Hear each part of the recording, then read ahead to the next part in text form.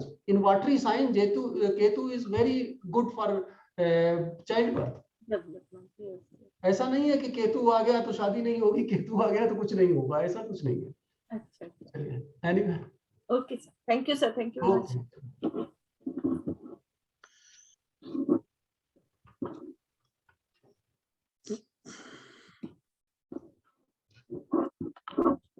शुरू करें सर? हाँ सर, शुरू करें सर, करें। अच्छा,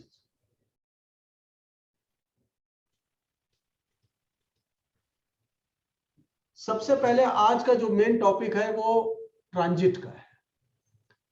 ट्रांजिट को समझने के लिए सबसे पहली चीज ये है कि ट्रांजिट की जरूरत पड़ी क्यों, और हमारा नेटल हॉरोस्कोप क्या कहता है और ट्रांजिट क्या कहता है। This difference has to be understood.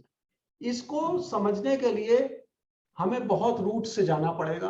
पहली चीज ये है कि जब हमारा नेटल हॉरोस्कोप है वो बनता है हमारे बर्थ टाइम के ऊपर डिपेंडेंट है, बर्थ डिटेल्स पे, बर्थ टाइम प्लेस उस पर डिपेंडेंट है। और वो चीज हमको जो है इनहेरिट पास्ट कर्मा से मिलती है कि हमारे पास्ट कर्म ये थे, अब आज हमारी प्रारब्ध ये है और हमारा जो है बर्थ यहाँ पर इस टाइम पे होगा।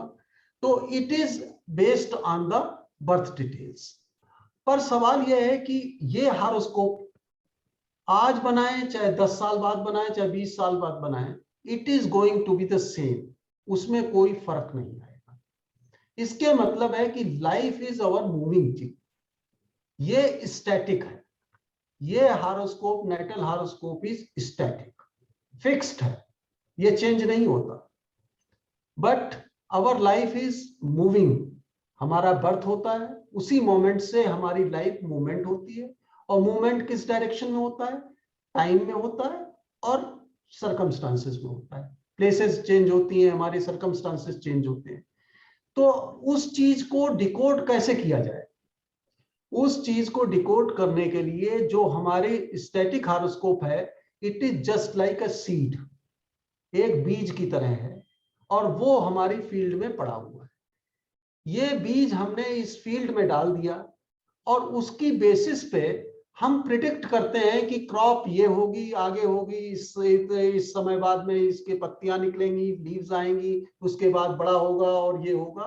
All those are calculated and projected conditions. हम इस चार्ट की वजह, इस चार्ट से, ये जो चार्ट है, इस चार्ट से हम इस चीज को प्रिडिक्ट करते हैं कि ये सारी चीजें जो हैं वो डिपेंड करती हैं हमारा फ्यूचर में क्या क्या ये चीजें आएंगी, कैसे कैसी क्रॉप होगी, कैसा क्या होगा। तो वो जो है इसके ऊपर डिपेंड करती है। तो इस कंडीशंस में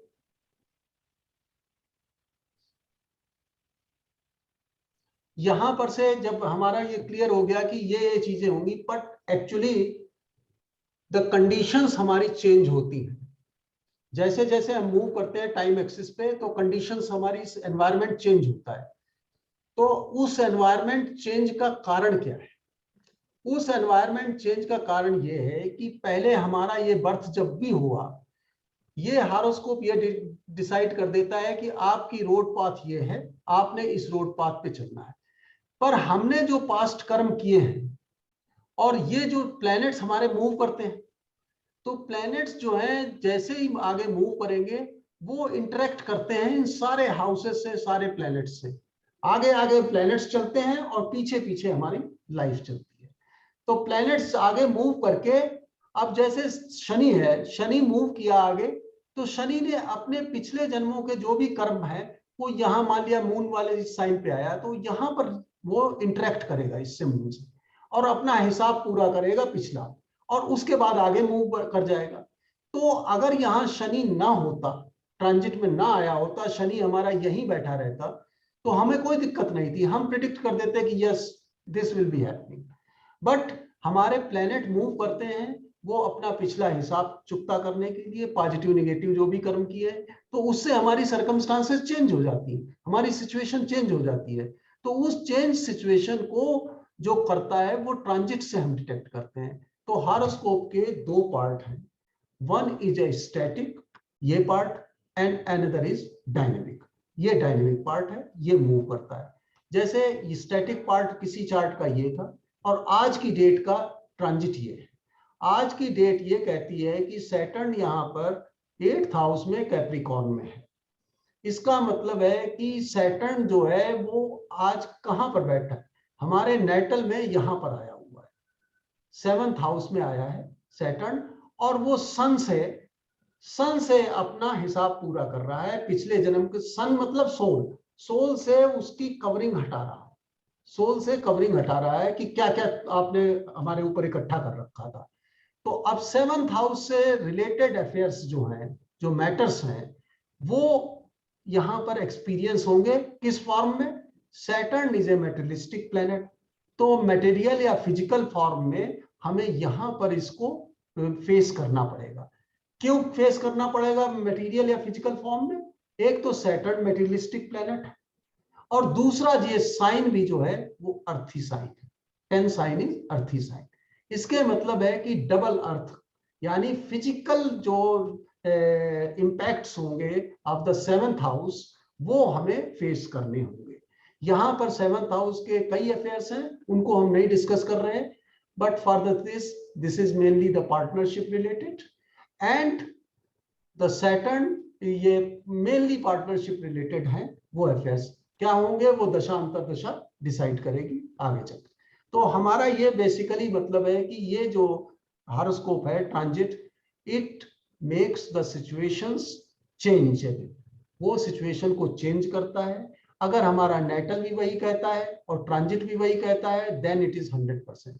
अगर नेटल वो कुछ कहता है और ट्रांजिट डिफरेंट कहता है, इसके मतलब modification is there, but basically it is the natal that will decide, dasha mahadasha will decide, because the reason is यहां हमने सीड डाला था, बीज यहां पड़ा है, तो फसल तो डीएनए तो हमारा फिक्स्ड है, तो ये डीएनए यहां होगा। हाँ, जैसे हमने क्रॉप कोई ग्रो करानी है, वो क्वांटिटी कम हो सकती है, वो क्रॉप जो है थोड़ी सी अच्छी हो सकती है या खराब हो सकती है, बस इतना ही फर्क है। अगर हमने गेहूं को बोया है या वीट बोई है तो वीट ही निकलेगी और कोई चीज नहीं आएगी। तो this is the difference between the static and dynamic.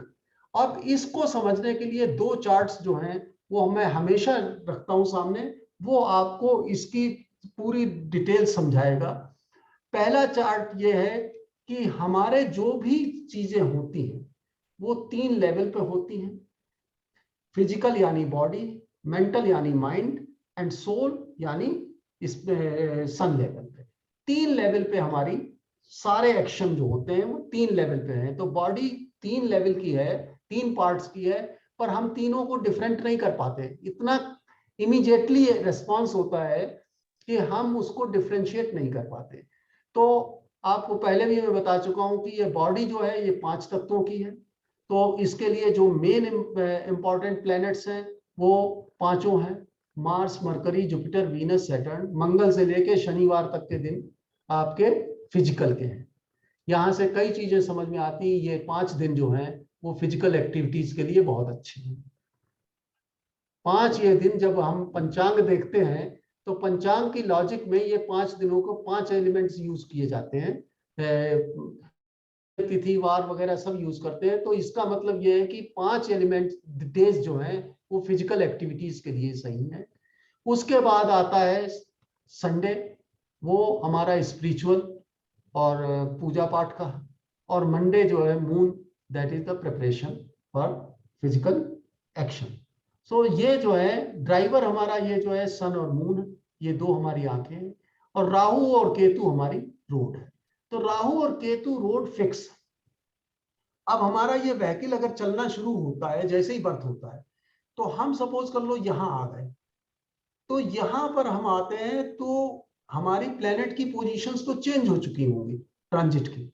तो ट्रांजिट की जब पोजीशन चेंज होगी तो ट्रांजिट प्लेनेट यहां पर इंटरेक्ट कर चुके होंगे, और इस जो रोड को है वो उसको चेंज कर चुके होंगे। या तो रोड जहां पर गड्ढे होंगे उनको फिलअप कर दिया होगा, या गड्ढे और बना दिए होंगे, तो उस रोड को जो है उन्होंने चेंज कर दिया होगा। तो हमारी यहाँ पर रोड कंडीशन जो हमने प्रोजेक्ट की थी कि हमें ये होगा, तो वो रोड कंडीशन हमें नहीं मिलती।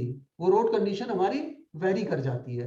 तो इसीलिए जो राहु इज द हमारा पैशन है, जिसकी वजह से हमने जन्म लिया है कि ये इच्छाएं हमने पूरी करनी है। तो हमें ये पता था कि आज 10 साल बाद हमने ये चीज करनी है। तो उस कंडीशन में 10 साल बाद ट्रांजिट कहाँ पहुंच जाएगा, उसको देखिए। उस ट्रांजिट ने वहां की सिचुएशन को मॉडिफाई किया कि नहीं किया। अगर उसने मॉडिफाई कर दिया है तो आपको बेटर हो जाएगा, अगर उसने और खराब कर दिया है तो सिचुएशन में भी version. So these are the impacts of this. और उसके बाद में ये जो तीसरा चार्ट है, this is always used, that is energy flow diagram. इसको आप कभी भी मत भूलिए, ये आपको कई चीजें बताता है। This chart tells you many many things. पहली चीज तो ये है कि ये चार्ट कहता है कि कोई भी चीज या घटना है, कोई भी इवेंट है, उसका इवेंट जो भी घटित होती है, इसका मतलब है इवेंट का जन्म हुआ। There is a birth of an event. और किसी बर्थ के लिए क्या चीजें चाहिए होती हैं, आप बताइए। 3 चीजों की जरूरत होती है, that is seed, field and environment. Seed, field and environment. Child birth में देखिए, सीड जो है वो फादर की तरफ से, फील्ड मदर की तरफ से, और एनवायरमेंट हमारा जैसा एनवायरमेंट होता है वो भी इफेक्ट करता है। इसी तरीके से जो घटना है, that is event, event is also a birth. तो इवेंट के बर्थ के लिए भी सन और मून की क्यों नहीं जरूरत पड़ेगी। जो हम ये कहते हैं कि हर चीज में, किसी भी घटना के लिए हमें सन से लेकर के सैटर्न तक के 7 प्लैनेट्स की जरूरत पड़े, तब घटना का जन्म होगा। सन से एंट्री होगी, सैटर्न से एग्जिट होगी। सैटर्न इज ए कर्मा, ये कर्म हमारा कंप्लीट होगा। सन से हमारा पल्स हमेशा 24/7 सिग्नल हमको मिल रहा है। यहां पर जो है माइंड में एक्शन खत्म हुआ, उसके बाद में ये फिजिकल एक्शन शुरू। तो माइंड से एक्शन और फिजिकल एक्शन शुरू।